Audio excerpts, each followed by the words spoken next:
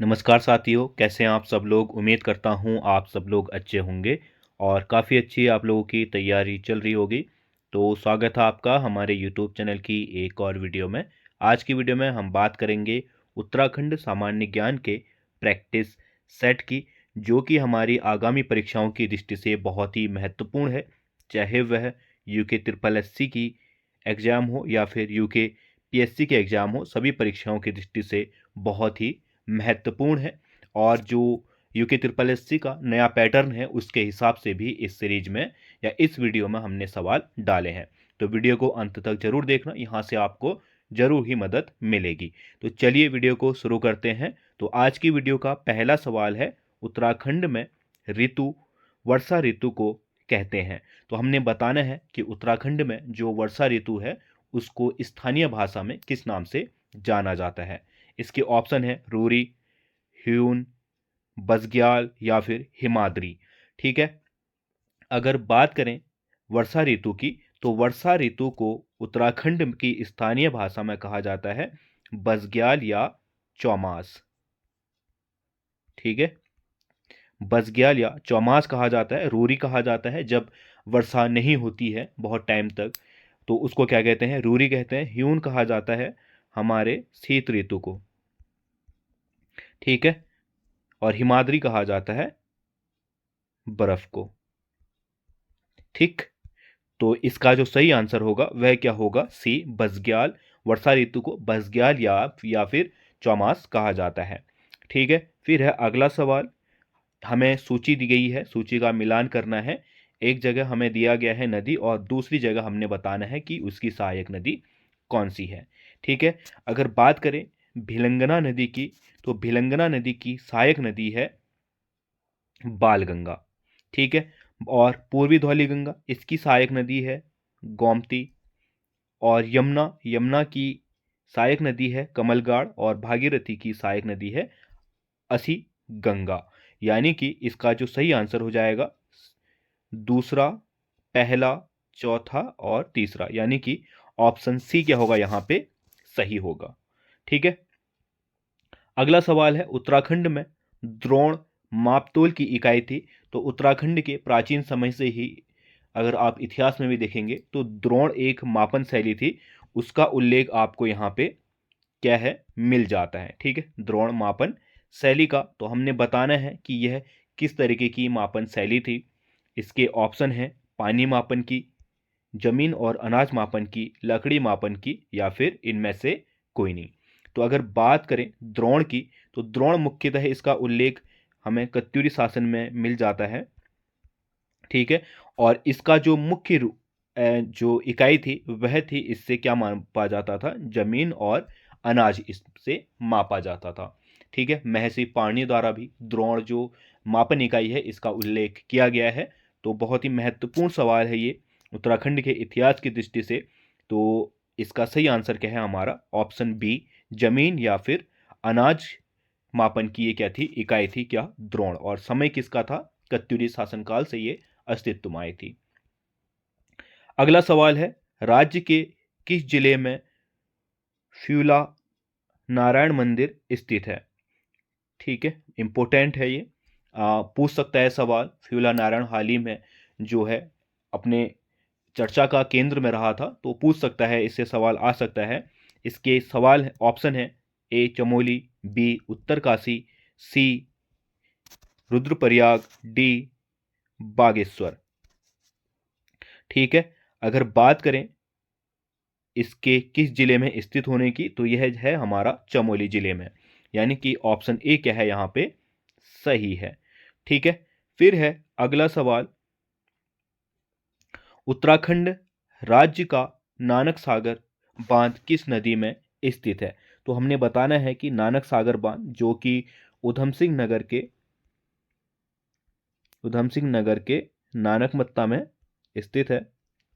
ठीक है। और नानकमत्ता जो साहिब है उसी के नाम से इसका नाम क्या रखा है, क्या पड़ा है, नानक सागर बांध पड़ा है। तो यह किस नदी पर स्थित है। इसकी ऑप्शन है ए नंधौर, बी कोसी, सी काली और डी रामगंगा। अगर बात करें नानक सागर बांध की, तो यह स्थित है हमारा नंधौर नदी में, यानी कि ऑप्शन ए क्या होगा, सही होगा। अगला सवाल है, जौनसारी भाषा की लिपि कौन सी है? तो उत्तराखंड की एक भाषाओं में से एक है, कौन सी? जौनसारी भाषा। उसको हमने बताना है कि वह किस लिपि में लिखी जाती है। इसके ऑप्शन है, ए ब्राह्मी, बी खरोष्टी, सी देवनागरी और डी कुटिला। ठीक है, तो इसका जो सही आंसर होगा वह होगा ए ब्राह्मी लिपि में जौनसारी भाषा लिखी जाती है, तो ए ऑप्शन सही है। अगला सवाल है, निम्नलिखित में से कौन सा सुमेलित नहीं है? तो हमने बताना है कि यहाँ पे कौन सा ऑप्शन जो है सुमेलित यानी कि मिलान उसका सही नहीं है, गलत है। ठीक है, यहाँ पे हमें कीर्तियां दी गई हैं और उसके रचनाकारों के नाम दिए गए हैं, या बुक के जो ऑथर हैं उनके नाम दिए गए हैं। हमने बताना है कि कौन सा ऑप्शन यहाँ पे गलत है। हिमालय का इतिहास doctor Ajay Rawat, Mussoorie medley professor Ganesh Saili, Himalaya travels जोसिंग नेगी और holy Himalaya E Sherman Oakley. ठीक है, तो हमने बताना है यहाँ पे गलत कौन सा है। तो हिमालय का इतिहास जो है वह डॉक्टर अजय रावत ने नहीं लिखा है। ठीक है, यह लिखा गया है हमारा मदन चंद भट्टारा। ठीक है, इसके लेखक कौन है? मदन चंद्र भट्ट। ठीक, बाकी ऑप्शन मसूरी मेडल जो लिखा है प्रोफेसर गणेश सैली ने लिखा है, सही है ये। हिमालय ट्रेवल्स जो सिंह नेगी ने लिखा है, ये भी सही है। हिमालय होली हिमालय ये ओकले जी का है, तो ये भी क्या है, सही है। बाकी तीन ऑप्शन हमारे सही हैं। ऑप्शन ए क्या है, गलत है। हिमालय का इतिहास अजय रावत की कीर्ति नहीं है, बल्कि किसकी है? मदन चंद भट्ट की कीर्ति है। ठीक है, और इस तरीके से सवाल बहुत आ रहे हैं। आप इन चीज़ों को जरूर याद कीजिएगा। जो मुख्य पुस्तकें हैं उनके रचनाकारों के नाम आपको आने चाहिए, क्योंकि आप इससे पहले का जो यूके ट्रिपल एससी का आंसू लेखन वाला हुआ है उसका एग्जाम पेपर उठाना बहुत टफ पूछ रखा है। ठीक है, तो आप वहां से अपना क्या लगा सकते हैं, अनुमान लगा सकते हैं। अगला सवाल है, सूची का मिलान कीजिए। तो यहाँ पे भी हमें सूची का मिलान करना है। एक जगह हमें क्या दी गई हैं, जनजातियां दी गई हैं, और दूसरी जगह उनसे लेकर एक जगह क्या दी गई है, पहले में हमारी क्या है, प्रथा है, और दूसरी जगह क्या दी गई है, जनजाति। ठीक है, तो हमने बताना है कि ये प्रथाएं किस जनजाति में विद्यमान है।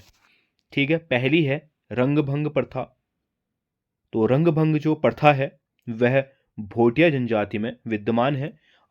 हाल ही में एक गाना भी आया है रंगभंग करके।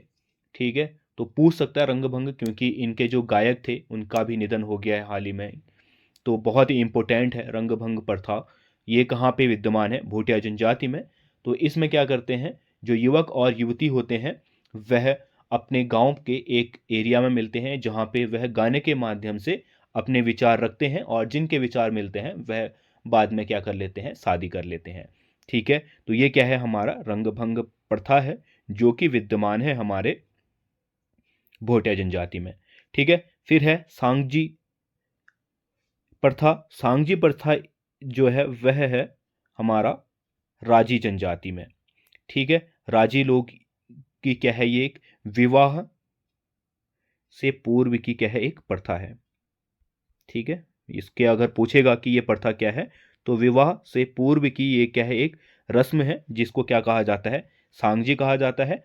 और किस जनजाति में विद्यमान है? तो राजी जनजाति में ये होती है। अगला है जागड़ा। जागड़ा होती है हमारा जौनसारी में। जौनसारी जनजाति में जागड़ा जो है वह कहा जाता है हमारा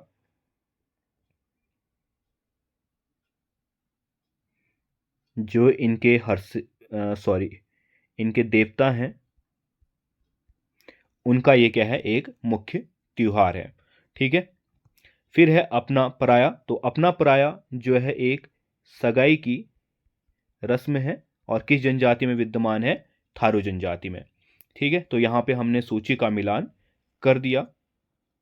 पहले का दूस पहले का तीसरा, दूसरे का चौथा, फिर तीसरे का पहला, और चौथे का दूसरा, यानी कि ऑप्शन डी क्या है हमारा यहाँ पे सही है।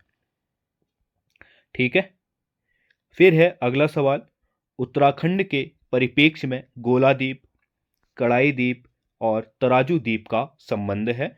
तो उत्तराखंड के परिप्रेक्ष्य में हमने बताना है कि इन शब्दावली का संबंध किससे है। तो देखिए, हाल ही में हम अपने यूट्यूब चैनल में उत्तराखंड का इतिहास पढ़ रहे हैं, और उत्तराखंड के इतिहास में हमने जब गोरखा शासन पढ़ा, तो गोरखा शासन में मैंने आपको बताया था कि जो गोरखों की न्याय नीति थी उसमें से ही एक पार्ट है गोला द्वीप के, कड़ाई द्वीप के और तराजू द्वीप के।